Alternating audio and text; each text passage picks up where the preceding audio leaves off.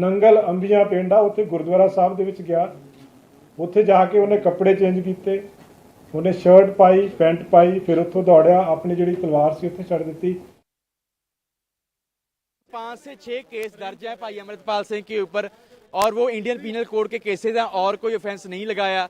तो मानयोग अदालत ने इस पर कहा भी जो ये स्टोरी है, ये कहानी है स्टेट की, इस पर मानयोग अदालत को जो भरोसा नहीं है और 1 हफ्ते के अंदर अंदर भाई अमृतपाल सिंह को प्रोड्यूस करने के लिए जो ऑर्डर किया सरकार को जी, जो उन्होंने मानयोग जज साहब ने भी बोला है भी जो इतना बड़ा ऑपरेशन था, इतने ज़्यादा पुलिस वाले उसमें इन्वॉल्व थे, ये पॉसिबल नहीं हो सकता भी भाई अमृतपाल सिंह के जो बाकी साथी सारे हैं, एडवोकेट जनरल साहब ने भी कहा भी बाकी जो साथी सारे हैं वो गिरफ्तार हो जाएं और भाई अमृतपाल सिंह ना हो। जज साहब ने कहा है ये पॉसिबल नहीं हो सकता। और इस पे एक और बड़ी ज़्यादा ज़रूरी चीज़ है, एडवोकेट जनरल साहब ने ये भी कहा भी इसमें कोई भी फायरिंग नहीं की गई, सभी को बिना किसी फायरिंग किए गए उन्होंने पकड़ लिया गया है। Now, tracking the developments of the Khalistani supporters in India, that's what we're going to be doing right now. As the manhunt to nab pro-Khalistani leader Amritpal Singh enters its 5th day, new videos continue to emerge of him trying to evade the police. Now, in a new CCTV footage that has been accessed, Amritpal can be seen ditching the Brezza car and then escaping on a bike. Now, remember, first he used a Mercedes and then switched cars and used a Brezza. Now, in this, what we're learning is that the Brezza car was ditched and then he escaped later on a bike. Now, according to the police, Amritpal also changed his clothes at a Gurdwara before escaping on a bike. Meanwhile, politics has also erupted.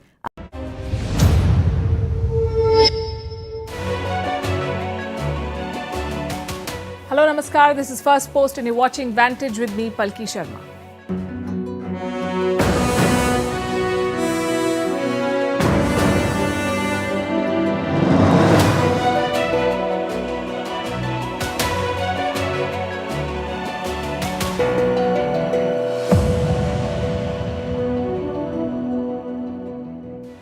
Xi Jinping spent 3 days in Moscow, held 2 big meetings, gave fodder for countless headlines, but wrapped the visit with one big question. Whatever happened to his peace plan? Apparently, it's been conveyed to Russia.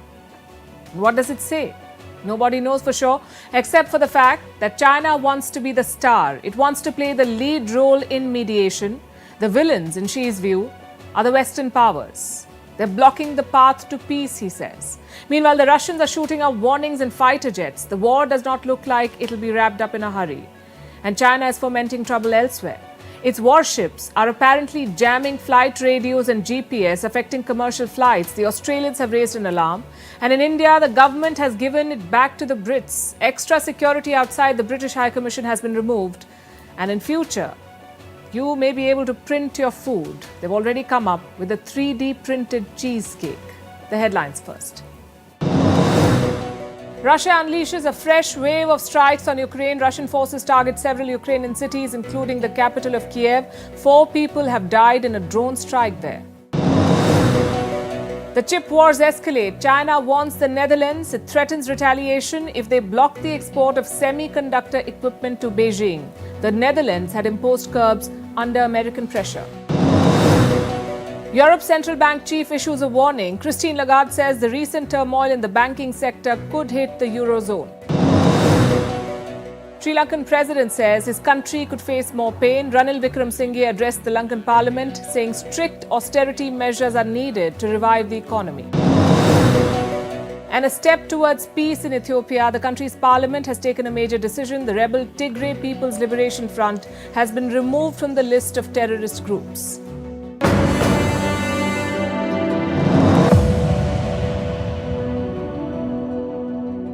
Today was the last day of Xi Jinping's visit to Russia. He came, he saw, but he couldn't conquer. The much-hyped peace plan is still in the realm of doubt and speculation. The Chinese leader wanted to broker truce. After all the buzz and 3 days of talks, he has little to show for it. Yesterday, Xi met Putin again. It was the second meeting in 3 days. On day 1, they spoke informally. On day 2, they spoke formally. And on day 3, we're still wondering what they delivered. Of course, the war came up in the talks. Reports say Xi Jinping presented a peace plan and Vladimir Putin welcomed it. Of course, we did not ignore the situation around Ukraine. We believe that many of the provisions of the peace plan put forward by China are consonant with Russian approaches and can be taken as the basis for a peaceful settlement when they are ready for that in the West and in Kiev. However, so far, we see no such readiness from their side. He said it as clearly as it can be said. China has a plan, Russia wants to negotiate, but the West may not be ready to play ball. The bigger story here, though, is the China-Russia alliance and the clear shift in the power balance. There was a time when China leaned on the Soviets, when Stalin made Mao Zedong wait for weeks before granting him a meeting. Today, Putin's Russia needs Chinese support, diplomatic, economic, and military. And the No Limits partnership is challenging the Western-dominated world order. The lines are hardening. China is aligning with the Russians more firmly. Putin and Xi sent a joint message. They said they're on the side of peace and that the West is blocking the path to peace. In fact, with Xi on his side, Putin took on the United Kingdom. This was about London's military supplies to Kiev. The UK is giving depleted uranium shells to Ukraine. These shells are not for nuclear weapons. These are hardened using a mildly radioactive substance. And what do you do with such shells? They can be fired from a tank. These shells can penetrate armor and steel. And London is giving these shells to Kiev. And Putin issued a warning to the UK about this. It seems like the West has indeed decided to fight Russia to the last Ukrainian, not in words, but in deeds. If this happens, Russia will be forced to react. I mean, the collective West is starting to use weapons with a nuclear component. So the West is escalating the conflict and Putin is firing back. Where does that leave Xi Jinping and his peace plan? Undeterred, he pitched it and he spelled China's position. I would like to point out that in the Ukrainian settlement, we consistently follow the principles of UN Charter and stand on an objective and unbiased position. We do actively promote reconciliation and resumption of talks. Our stance is based on the very essence of the matter and on the truth. We are always for peace and dialogue. We are firmly standing on the true side of history. A ceasefire and talks brokered by China. That's what Xi Jinping wants. The Chinese president left no stone unturned. He tried to make all the right noises. Just look at some of the statements that he made. China is on the right side of history. We are always for peace and dialogue. China has taken an objective and unbiased position. These were Xi Jinping's words. They did not convince Washington for one. I don't think you can reasonably look at China as impartial in any way. They haven't condemned this this invasion. They haven't stopped buying Russian oil and Russian energy. President Xi saw fit to fly all the way to Moscow. Hasn't talked once to President Zelensky. Hasn't visited Ukraine. The US has a long list of grievances. The West is suspicious about China. They believe China could be arming Russia and could be sending lethal arms to Moscow. So far, it has sent dual-use supplies. These are goods that have both civilian and military applications. China has been sending these to Russia, and the West has been issuing warnings. The latest one came yesterday from the NATO chief. We have seen some signs that this has been a request from Russia, and that this is an issue that is considered in Beijing or by the Chinese authorities. And therefore, our message has been that China should not provide lethal aid to Russia. So while they provide uranium shells to Ukraine, they have this message for China. Meanwhile, there's intense speculation about Xi Jinping's next move. Will he speak to Zelensky? There have been reports of a possible virtual meeting, but Zelensky is leaving nothing to chance. He has extended an invite himself to President Xi. Regarding fundamental decisions, we've offered the world our peace formula. And this relates to the second part of your question. We offered China the chance to become a partner in the implementation of the peace formula. We passed over our formula across all channels. We invite you to dialogue. We're waiting for your answer. That's the offer from Kiev.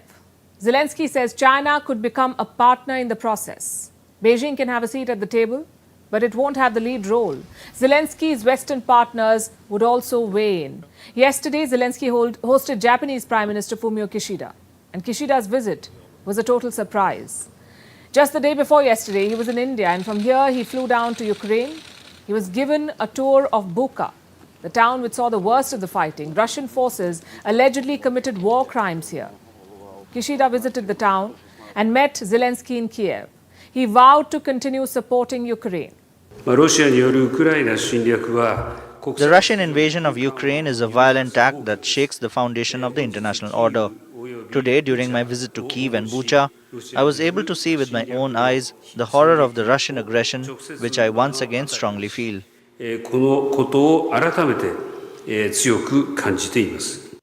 Japan holds the presidency of the G7. That's the group of seven, the seven most powerful economies in the world. The G7 summit will be held in May, and Kishida has invited Zelensky to attend.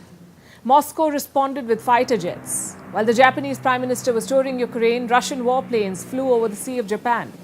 These were strategic bomber planes. They can carry nuclear weapons. The planes were in the air for more than 7 hours. Russia says this was a planned flight, but the timing was not lost on anyone. Diplomacy around the war is intensifying, but there seems to be no appetite for peace. Meanwhile, the West continues to support Ukraine in every possible way. It has just got an IMF loan, a loan worth $15.6 billion, and it's unprecedented. The IMF has never lent money to a country at war, but it made an exception for Ukraine. The IMF, of course, is the International Monetary Fund. It has been around for 77 years. Many countries have gone to war in these years. Many have suffered serious crises. But a wartime loan, and that too worth $15.6 billion, was granted only to Ukraine. The question is why? There is no doubt that the Ukrainians could use this money. Their country is battered by war. They need funds. But so are many others in dire need. And the IMF is supposed to assess risk before lending money. Look at what they did with Sri Lanka. It needed a much smaller loan, just $3 billion. The IMF made them jump a number of hoops and took a full year before agreeing to grant the money. How is Ukraine's crisis more urgent? Because Ukraine has Western backers and white citizens. There's no other way to put it. And the IMF is not exactly a fair institution. The International Monetary Fund was set up in the year 1945 after the Second World War. It was set up and controlled by countries that won the war, chiefly the United States. The IMF does not give its members equal voting rights. These rights are given in the form of quotas, and the quotas are based on a country's contribution to the IMF. So obviously rich countries which donate more money pull the strings. These are countries like the United States, Japan, China, and Germany. And the US has by far the largest voting share. It's about 16.5%. The second is Japan at 6.14%, followed by China, 6.08%, and so on. Now you could say this sounds fair. Those who fund the IMF should get a bigger say on how these funds are used. But there's more to it. Donations are not the only things that affect voting shares. There's also a baked-in bias. You need a supermajority of 85% of the votes to change vote shares. How do you see the game? The US controls 16.5% of the IMF votes. It effectively holds the veto power over changing representation. And Washington can bully the institution into doing its bidding. Which brings us back to the case of Ukraine. You see, till last Friday, Ukraine was not eligible for a loan from the International Monetary Fund. That's because it was at war, and war obviously poses a massive risk for any lender, including the IMF. So Ukraine was ineligible. But then a rule was changed. This was for countries facing, quote-unquote, exceptionally high uncertainty. Such countries could get an IMF loan according to the new rule. And the IMF did not explicitly state that this change was for the benefit of Ukraine, but it did not have to. It was obvious. A few weeks ago, US Treasury Secretary Janet Yellen was in Kiev. It was a surprise visit, like most visits to Ukraine now. She announced another $1.2 billion in economic aid to Ukraine. She also talked up Ukraine's responsible use of funds. We welcome President Zelensky's ardent commitment to handling these funds in the most responsible way. Our delivery partners at the World Bank have instituted robust safeguards for transparency and accountability. And the U.S. government has deployed independent third-party monitors to bolster oversight. Washington has directly given Ukraine over $14 billion in economic aid. This is over and above the billions in military aid. The total crossed $50 billion some time back. And it might start pinching the US to keep funding Ukraine. So what do?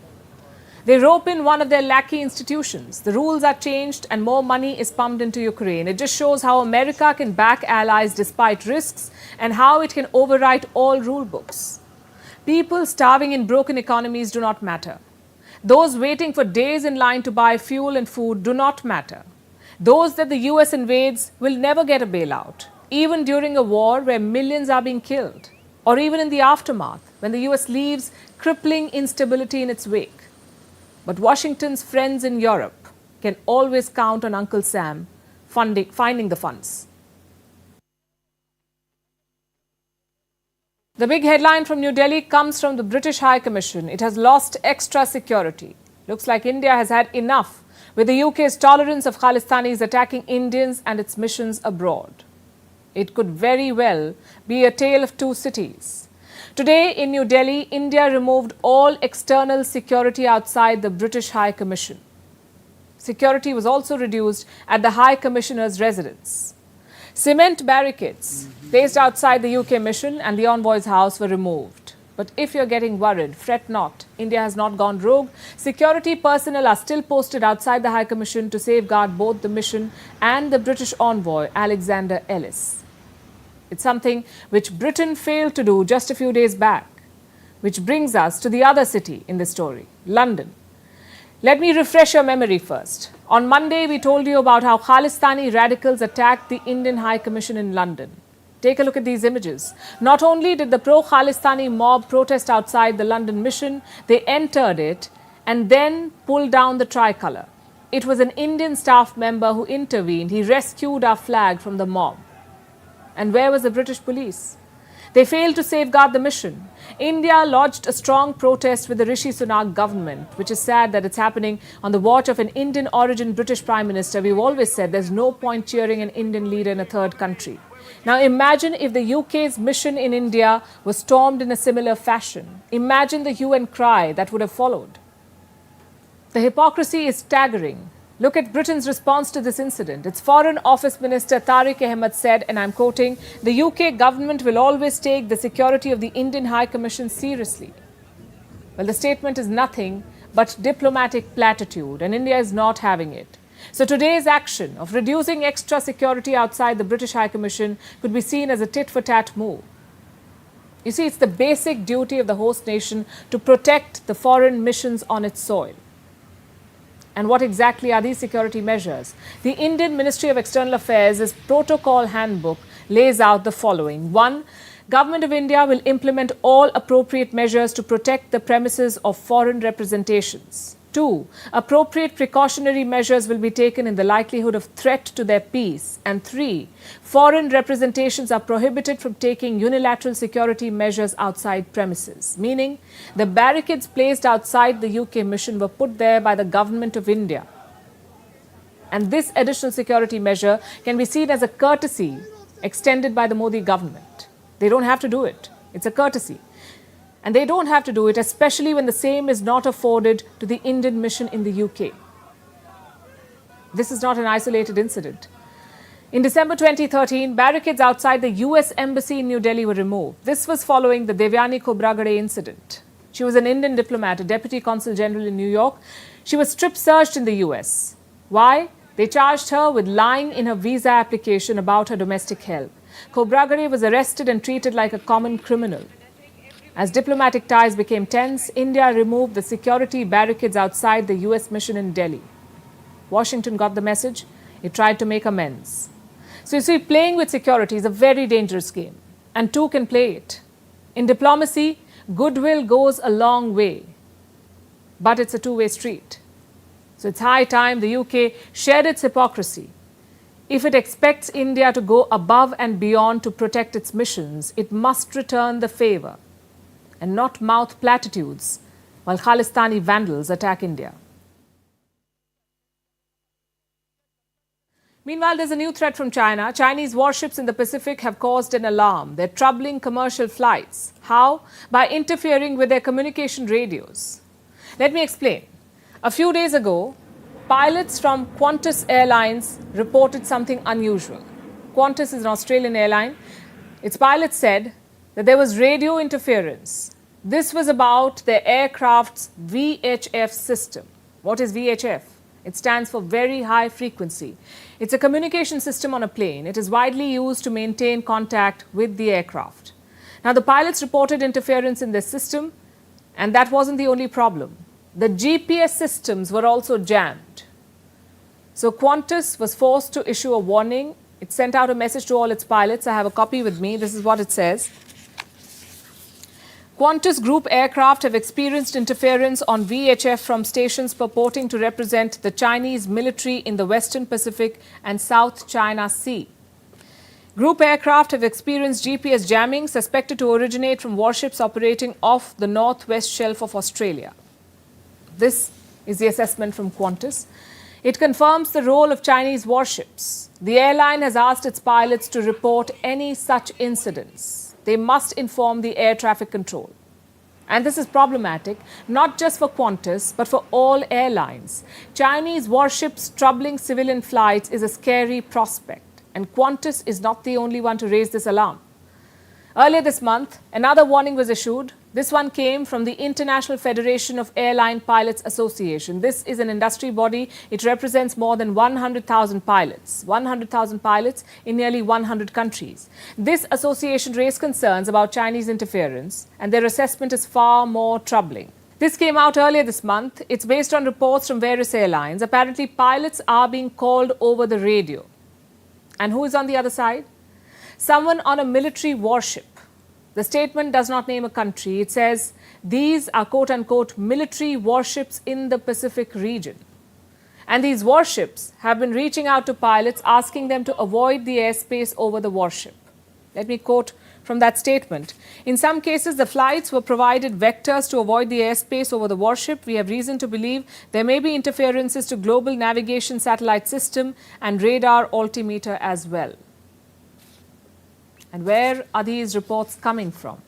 3 specific regions have been mentioned: the South China Sea, the Philippine Sea, and the Indian Ocean on the eastern side. The Pilots Association issued some recommendations too. They've asked pilots to not respond to these warships and to file safety reports about any interference.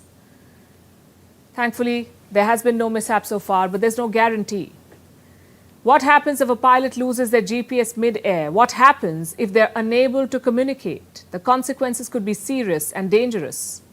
But for now, Qantas has played down the risk. It says so far there are no safety concerns and that the pilots can quote-unquote fly through radio interference. But experts do not agree. They say radio interference is a nuisance.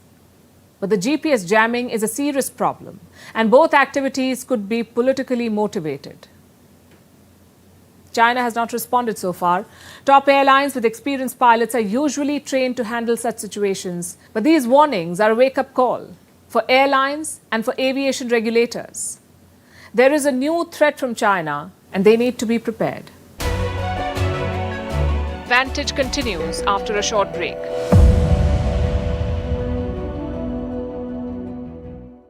Punjab police actually anticipated that Amritpal Singh is going to come out and surrender himself, but the manner in which he escaped from the location came as a very big shock for the Punjab police, and hence Amritpal Singh actually managed to escape from the grasp of the police, because police did not anticipate that there is going to be such a massive chase that is going to take place. But yes, on the other hand, Amritpal Singh, who projected himself as the next big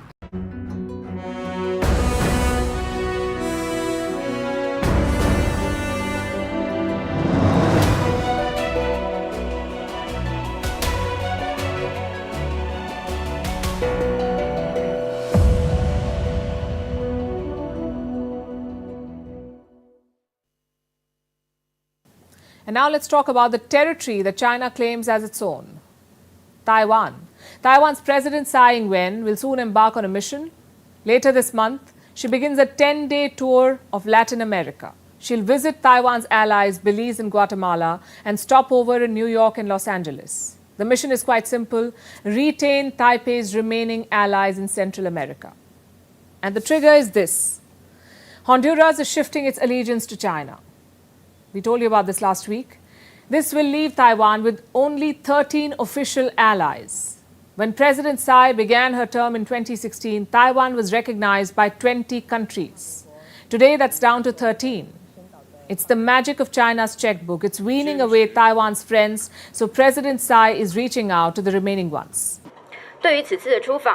On this trip, the president hopes to achieve the two goals of strengthening democracy and developing co-prosperity.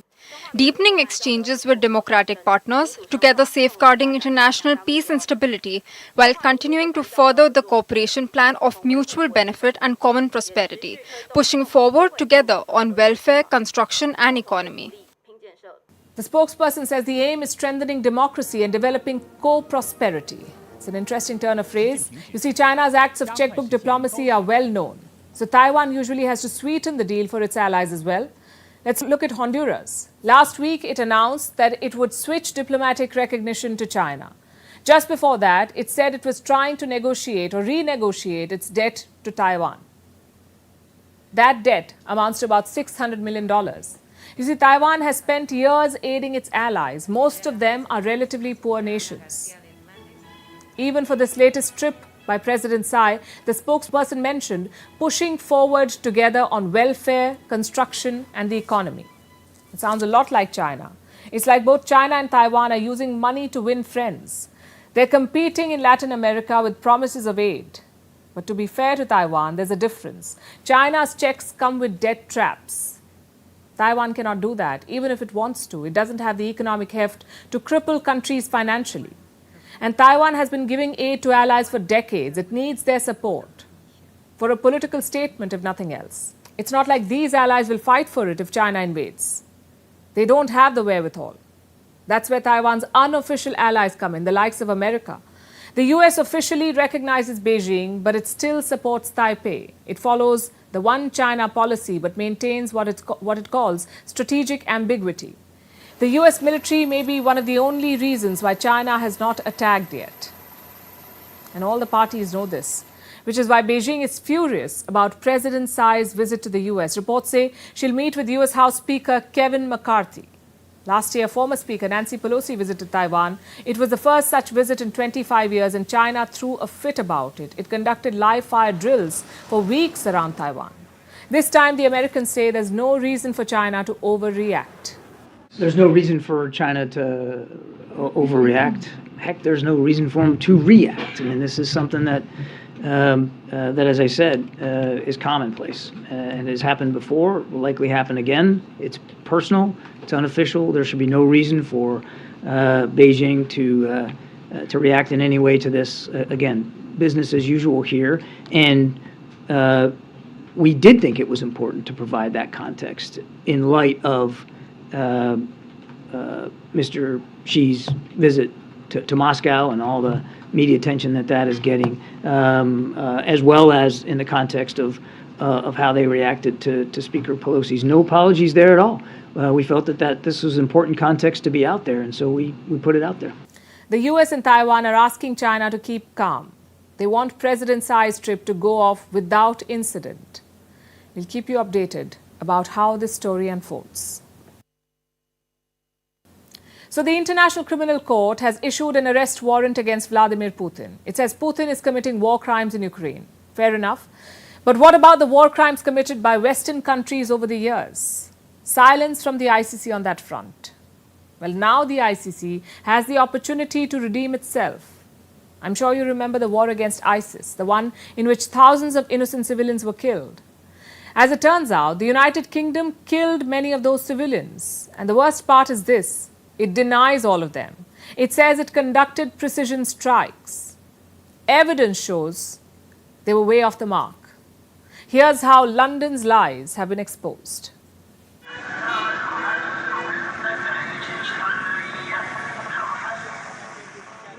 By 2015, a terror group called the Islamic State had become too big a threat to ignore. So the US launched Operation Inherent Resolve against ISIS. 30 countries were part of it, but the US and the UK led the charge. In less than a year, the world saw the Islamic State fall apart. It was a big victory.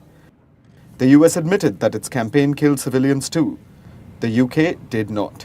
It claimed to have fought a perfect war against ISIS, one in which no civilians were killed, at least by British forces. Now, an investigation by The Guardian and global war crime watchdog Air Wars has indicted Britain. The battle for Mosul was the hardest one fought after World War II. The Iraqi city was reduced to rubble. 11,000 civilians were killed in Mosul alone, both by ISIS and the Western-led coalition. Now, an investigation has identified at least 6 airstrikes in which several civilians were killed. And which country's missiles killed them? The United Kingdom's. A total of 43 British airstrikes are said to have caused civilian casualties. To say that these strikes merely killed civilians would not cover it. They destroyed entire families and ruined many lives. Lives of people like Imam Yunus, who was 31 at the time. She lost both her legs and her eldest daughter, who was just 6 years old then. Her 3-year-old daughter survived, but fragments of the missile tore into her stomach, and they're still in her skull. Yunus's son was a toddler when the missile struck. He lost part of his foot and hand. Yunus has not returned to Mosul since. She says, and I quote, "It's still impossible for me to think about going back to Mosul now. I didn't even visit my daughter's grave. I can't do it." But Britain remains defiant. It insists it did not kill any civilians. In response to the investigation, the UK's Ministry of Defence said, and I quote, "There is no evidence or indication that civilian casualties were caused by strikes in Syria and Iraq." British forces started bombing Iraq in 2014. A year later, they started pounding Syria. Between 2014 and 2020, the UK dropped 4,000 munitions on both countries. It claims these bombings killed over 3,000 terrorists, but not even one civilian. So either the UK has some military superpowers that make civilian casualties impossible, or it has been lying to the world. The latest investigation says London lied. The US, meanwhile, has said that the coalition bombings killed about 1,400 civilians, but it refused to identify the countries responsible for these deaths. By March 2019, the US, UK and their allies had conducted close to 35,000 strikes over Syria, Iraq and Libya. Will the International Criminal Court take this up? Forget prosecuting those responsible for civilian deaths, it is not even trying to confirm how many died. The worst part is this: the victims of British strikes cannot claim compensation. Even if London takes responsibility for civilian deaths, the victims won't get compensated. They passed a law in 2021 to ensure this. The law sets a 6-year limit on claims for damages. And that time period has lapsed for the victims of Operation Inherent Resolve. So, the onus is now on the International Criminal Court. But don't hold your breath for it to swing into action.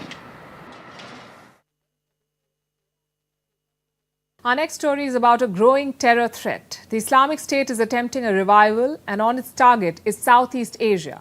The group has infiltrated into ASEAN nations. The focus is on 2 countries, Indonesia and the Philippines. We'll focus on Indonesia first. It will elect a new president next year. In the run-up to the polls, Indonesia's security challenges are rising. A new report says ISIS supporters have tied up with former terror convicts. They're trying to form a group, and they plan to launch attacks around election time. The targets too have been identified. They're looking at polling stations, the police and non-Muslims. And why are these the targets specifically? Because this group views them as enemies of ISIS. The report has not identified specific members involved in the terror plot, but it says one existing group poses a clear security challenge. It is called the Jemaah Anshaut Dola, also known as JAD. And this group was formed in 2015. It was an umbrella organization for almost 24 extremist groups. These groups had pledged their allegiance to Abu Bakr al-Baghdadi. He was the leader of the ISIS. But more than 4 years ago, the ISIS collapsed. In 2019, al-Baghdadi was declared dead by the US. But the JAD is very much alive. Reports say its former and current members are active and they're believed to be plotting their next move. Also, the JAD is not the only one. Indonesia has at least one more ISIS affiliate. It is called the Mujahideen Indonesia Timur, or MIT. These groups, alongside other smaller affiliates, have conducted multiple attacks in the past. From 2016 to 2021, pro-ISIS groups carried out 13 attacks in Indonesia. They killed 68 people and injured more than 100. Now, these affiliates are getting active again, and this should not be surprising. The ISIS suffered a military defeat in 2018. Its so-called caliphate collapsed, but the group's widespread ideology was not erased. It has resurfaced. Smaller ISIS affiliates have sprung up, and they're much more radical in nature. One of the most prominent affiliates is the ISIS-K, the Islamic State Khorasan, the main challenger to the Taliban regime in Kabul. In 2021, it carried out the Kabul airport attack, a deadly suicide bombing that killed more than 180 people. The group benefited from the chaos created by America's hasty exit from Afghanistan. The Taliban have been unable to contain ISIS-K. It continues to target Taliban members. And now ASEAN countries face the risk of becoming the next hotspot. We've told you about Indonesia. The Philippines too faces this challenge. As recently as 2021, ISIS affiliates were active in this country. The main player is a group called ISIS East Asia. It was said to be recruiting and raising funds. And the internet plays a major role in all of this. ISIS members are active on leading platforms like Twitter, Facebook, Telegram, and Instagram. And going by one claim, 90% of the ISIS recruitment happens via social media. Long story short, the ISIS is alive and active, and it now poses a bigger threat. Earlier, the war against the ISIS was limited to Syria and Iraq. Now its ideology has gone transnational. ISIS affiliates have spread from Africa to South Asia and now Southeast Asia. The danger is clear and present. It needs a united response from the global community. If you're gay or lesbian in Uganda, or if you identify as a member of the LGBTQ community, you're in deep trouble. Uganda has passed sweeping legislation that criminalizes homosexuality. Its parliament says homosexuality goes against the traditional values of Uganda. Being gay was already illegal in this East African country. Now a wide array of activities seen as homosexual can also land people in jail, even get them killed. But why is Uganda acting so harshly against the LGBTQ community? And what does it mean to be gay in Africa? Also, is there any hope for Uganda's LGBTQ community? Here's a report. In our country, we will have our morals. We will protect our children. And we are making this law. We are making this law for ourselves. We are making this law for our children. We are making this law for the children of our children. This country will stand firm. And once it passed, I can tell you, Madam Speaker, we are going to reinforce the law enforcement officers to make sure that homosexuals have no space in Uganda. Homosexuals have no space in Uganda. That was said by a lawmaker. You'd think that such rhetoric has no place in today's time. But this rhetoric is rampant in the country and in fact thrives in Uganda. In Parliament, Uganda's anti-homosexual legislation was celebrated with song and fervour. Lawmakers rejoiced as the Parliament passed laws criminalizing same-sex relationships. In fact, even identifying as a gay or lesbian can now get people imprisoned for 20 years. The legislation makes it a duty for families, friends and members of the community to report homosexuals to authorities. There's a ban on promoting and abetting homosexuality. The law promises to act against the conspiracy to engage in same-sex activities. Perhaps the most radical provision is people engaging in aggravated acts of homosexuality will get a life sentence. That's if they're lucky. If not, they'll get the death penalty. What is an aggravated act of homosexuality? According to Uganda, it's when a person has sexual intercourse with a partner of the same sex or when either person is HIV positive. All but one member of the parliament spoke against the bill. The legislation hasn't become the law yet. For that, it would require the sign of President Yoweri Museveni. But that's a foregone conclusion. The man has opposed LGBTQ rights as a matter of principle. He's also called out the Western nations for putting pressure on Uganda over the issue. In 2013, the president signed a law that made gay sex punishable with life imprisonment. A court struck down that law, but it is now back with a much larger mandate. Life for the LGBTQ community is already incredibly difficult.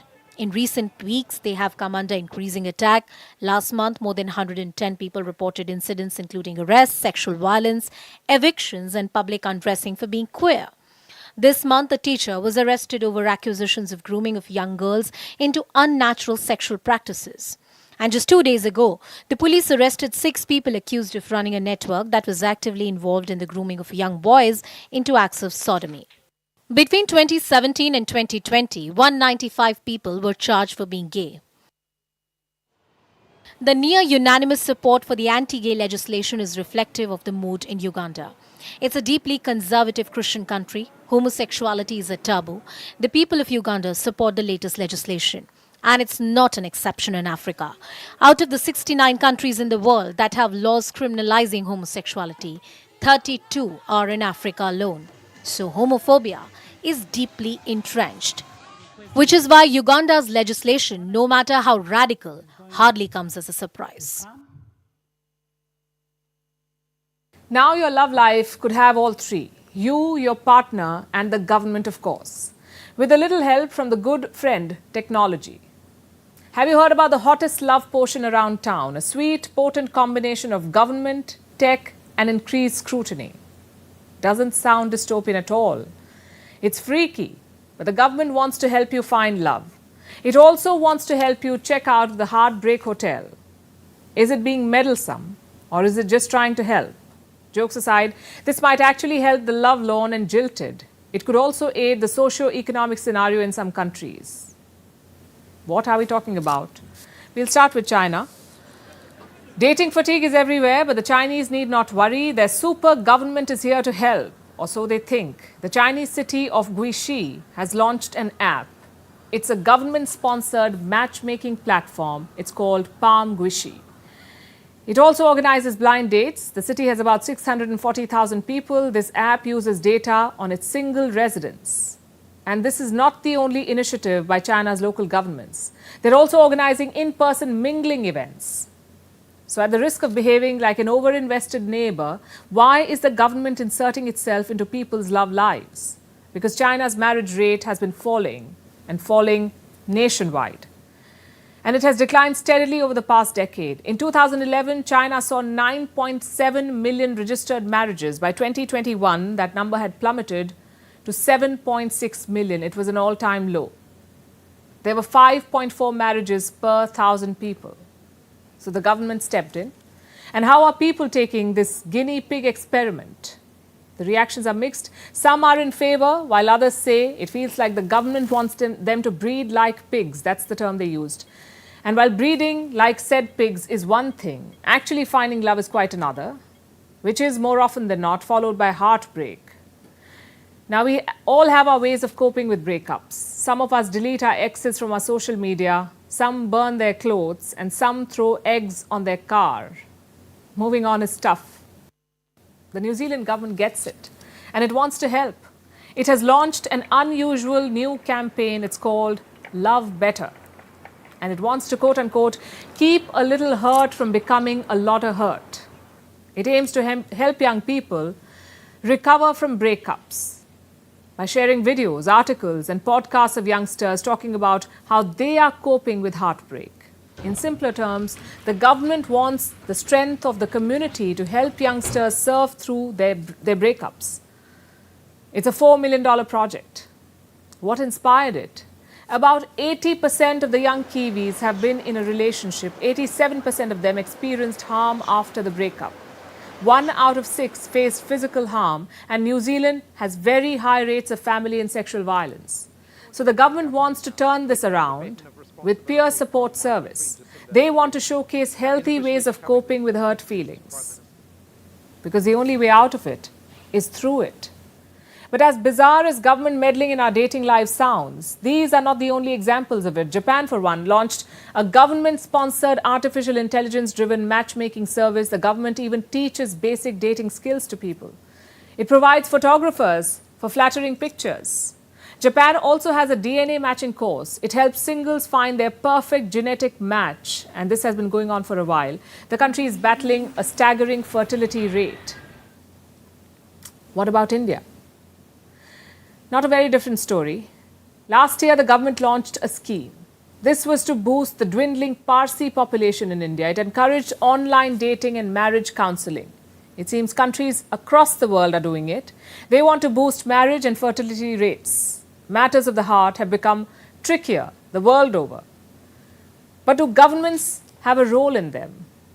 Can they convince people to get married or have babies? Experts say they can, but not with dating and heartbreak apps, with steps like cash incentives, making childcare affordable, improving women's rights in the workplace, more parental leave. And you know what? Governments already know all of this, but they do what they do. You could say they're the new romantics. The question is, will people accept it? Can and should private lives be governed? Is being strapped to red tape healthy for a heart? Honestly, we don't have an answer. Maybe love and governance is all you need. Now you can print your cake and eat it too. Researchers have 3D printed a creamy, gooey cheesecake. It marks a step forward in mechanically assembling food by 3D printing. From cultured meat to 3D printing, we have come a long way. It's clear that our kitchens are being revolutionized. And with this cheesecake, the future of food looks sweet. But there are many lingering questions. Can food tech eliminate the hassle of cooking? More importantly, will it be able to solve global hunger? Here's a report. Sometimes the secret ingredient of food is a 3D printer. What's a 3D printer? It manufactures food products using manufacturing techniques. Food-grade syringes hold the printing material. It's then deposited through a nozzle layer by layer. And the limits of 3D printers are being pushed year on year. Researchers at Columbia University have now taken a sweet step forward, especially in mechanically assembling food. They've printed a 3D cheesecake. It's made of 7 ingredients you can easily find in any grocery shop, like peanut butter, Nutella, strawberry jelly, and whipped cream. This is a record-setting number of ingredients in a single printed food. And as amazing as it sounds, 3D food printing is not a new concept. Pop-up restaurants use it to make food. A startup makes 3D printing sugars. And the tech has even been used to make a plant-based steak. What's different now is that the cake was assembled and cooked entirely by a 3D printing machine. And with a new innovation, laser technology. Precision printing of multi-layered food can open up new avenues. It can produce more customizable foods and improve food safety. Another star of food tech also has similar benefits. We're talking about lab meat. It's where scientists create the recipe in small beakers in laboratories. So the meat comes from test tubes, not a living, breathing animal. It has the taste of real meat, but no skin and bone. The world of food is changing. You produce food with precise nutrient content, count calories, calculate fat, sugar, and carbohydrate contents. 3D printing also makes food faster. So despite the benefits, why hasn't it reached our kitchens yet? Because it's still a work in progress and very expensive. A 3D food printer costs about $1,000, and for some, the idea of printed food may be unpalatable.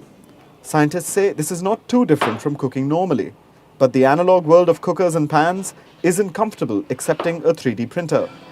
There's also a danger of lost livelihood. Advanced food tech could remove more people from the preparation process at every level, from food manufacturers to restaurants and even homes. Regardless, will high-tech food be available to solve world hunger? Unlikely. World hunger is a multifaceted problem. Massive political and social reforms are needed.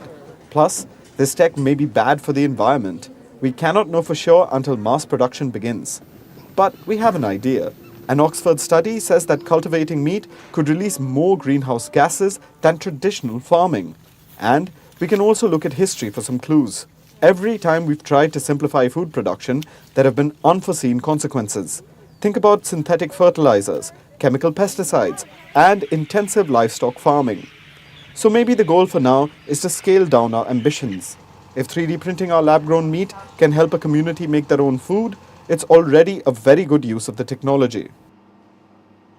But that's not to say that the food revolution isn't coming. Experts say it's inevitable. Once the technology hits the market, it will be difficult to look back. And who knows, maybe we could all have a digital chef in our kitchens. And finally, it's time for Vantage shots, images that tell the story. Polish and Dutch fighter jets participated in joint military drills. MiG-29s and F-35s flew over Polish airspace. Meanwhile, artificial intelligence is the talk of the town. In the latest, an AI enthusiast has generated some images. They show historical figures like Mahatma Gandhi, Mother Teresa, Martin Luther King Jr., Albert Einstein, and even Marilyn Monroe taking selfies.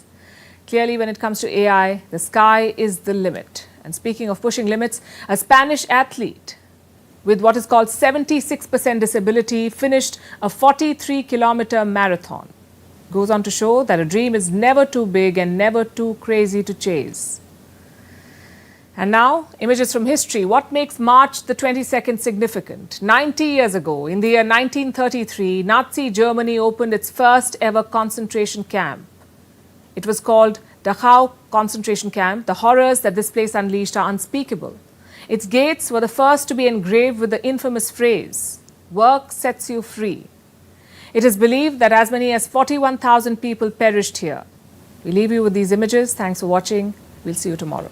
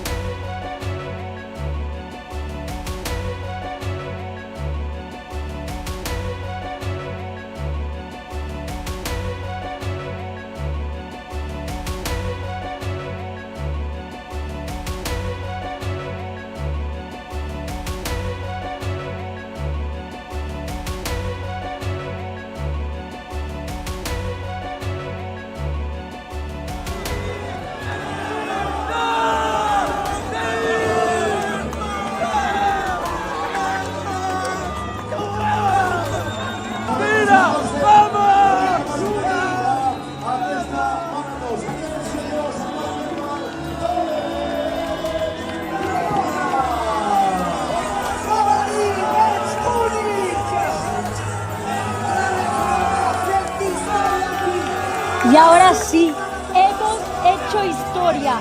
Me he convertido en la primera persona del mundo con un 76% de discapacidad física en lograr una maratón. ¡Vamos!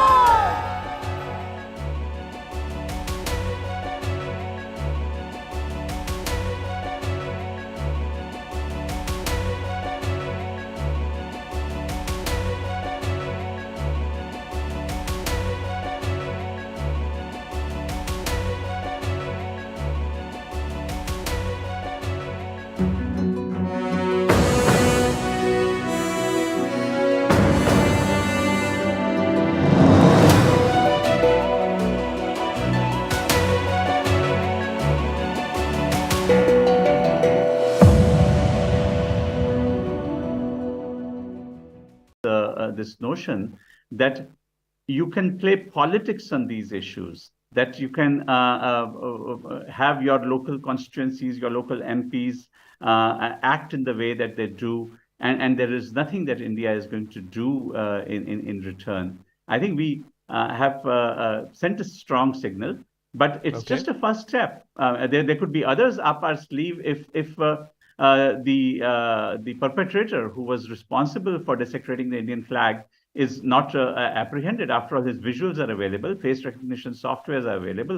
What's the problem to catch him? What's the problem in going after his handlers, his puppeteers? So let me ask and Professor Brahmachalani, you know, there might be politics at play here.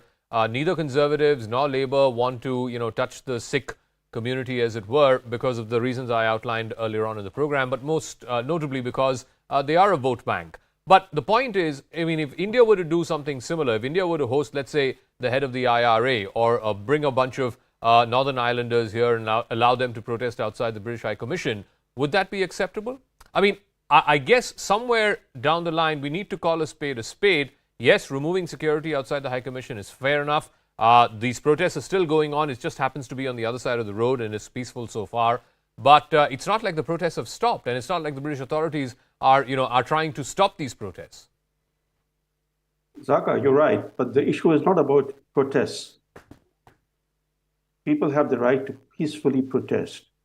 But what we have seen are violent protests, attacks on Indian missions, attacks on Indian diplomats.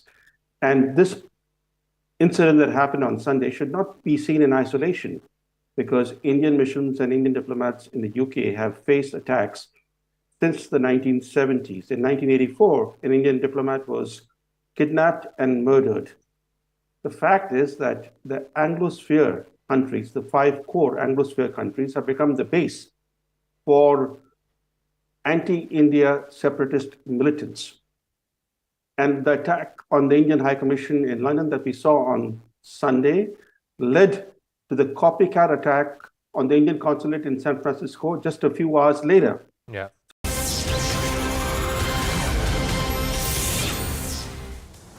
Hello and welcome to the late night edition with me, Ayushman Singh Jamwal. Breaking news coming in at the top of the bulletin. The face-off continues outside the Indian High Commission between the London police and protesting separatists. As the protests continue, security has been increased with heavy police deployment. Ink was thrown on the police in front of the Indian High Commission. In a message to the protesters, in a huge message to the protesters, the consulate staff draped almost the entire building in the tricolour. Those visuals on the right side of your screen. Now my colleague Ritanshu Bhattacharya gets us this report from London.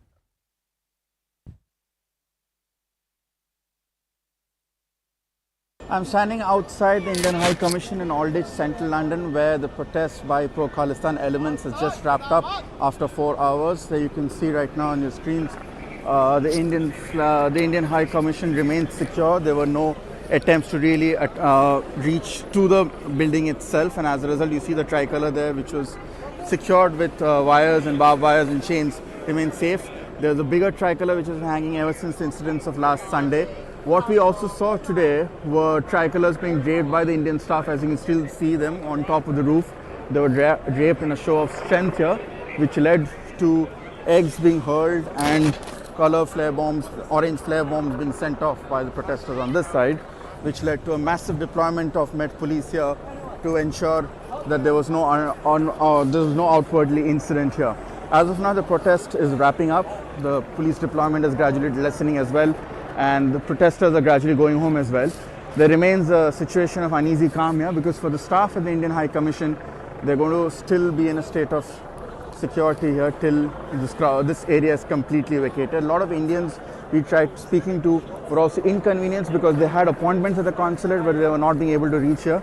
But for now, at least, the bigger picture is that the flag of India and the Indian High Commission remains secure, and today's protest is wrapping up. More breaking news coming in. After the attack on the Indian consulate in San Francisco by separatists, the Consul General has met the chief of the San Francisco police and requested him to raise the level of protection for the consulate premises and personnel. Remember, we saw those visuals where separatist radicals were attacking the Indian consulate in San Francisco. And now what we are learning is that the Consul General has met the chief of the San Francisco police and has requested increased security cover, not just for the premises itself, but also for the personnel who work inside the Indian consulate in San Francisco. I'm joined by my colleague Abhishek, who's getting us this piece of breaking news. Abhishek, give us the details. So we know that in San Francisco, Indian Consul General TV Prasad, he was meeting this police official, and this meeting is coming after 2 days of the attack that we all saw that happened on the San Francisco Consul General's office. And India has raised the matter diplomatically with the US government, and we have seen senior US official NSA, National Security Advisor of USA, has also reacted on this incident, condemning it and calling for that no such space will be allowed to any violent or any vandalism for the protesters. So it looks like after what India tried to convey to the US side or diplomatically, the action on the ground is also being taken. And the today's meeting of Consul General in San Francisco of India with the local police department chief is in that direction only. Right. Thank you, Abhishek, for getting us that piece of breaking news. So that high-level meeting between the Consul General and the San Francisco police chief right after that attack by the separatist mob in San Francisco, now requesting heavy police presence outside the premises, given the threat paradigm when it comes to the separatist mobs in many Western cities, including San Francisco. Getting some more breaking news. Now, amid the tussle inside Parliament between the BJP and the Congress MP Madhukam Tagore has written to the Lok Sabha Speaker accusing Union Minister Rajnath Singh of defaming Rahul Gandhi in Parliament. He says defamatory statements were supported by unfounded allegations, adding that a blatant character assassination is being encouraged as Rahul Gandhi has not been given any opportunity to defend himself or refute the charges leveled against him. That's the piece of breaking news that's coming in. The Congress training its guns at Union Defence Minister Rajnath Singh over his initial charge against Rahul Gandhi that he should apologize to the nation for what he said about Indian democracy in London. I'm joined by my colleague Palki Ghosh on the phone line. Palki, so the fireworks in Parliament, they don't seem to be ending anytime soon. And in fact, I think the opposition, particularly the Congress, is going to up its ante, and it's very clear that the Congress is going to repeatedly make the point that you cannot expect him to apologize if the BJP refused to do so. We already know, for example, a privilege notice has been moved against the Prime Minister in Rajya Sabha, and now we have Madhukam Tagore writing to the Speaker objecting to Mr. Rajnath Singh's comments against him. Right. Thank you, Pallavi, for getting us that piece of breaking news. So as Pallavi is pointing out, that face-off between the BJP and the Congress only escalating inside Parliament as the BJP has made the pitch that Rahul Gandhi has to apologize. But the Congress coming with this counter, that letter by Congress MP Madhukam Tagore to the Lok Sabha Speaker saying that Rahul Gandhi has been defamed by the Union Defence Minister and that unfounded allegations have been levelled against him. The Congress also making the pitch that the Congress MP is not being allowed to speak in Parliament to refute the charges. So we'll continue to track all the political developments coming in, but getting some more breaking news. The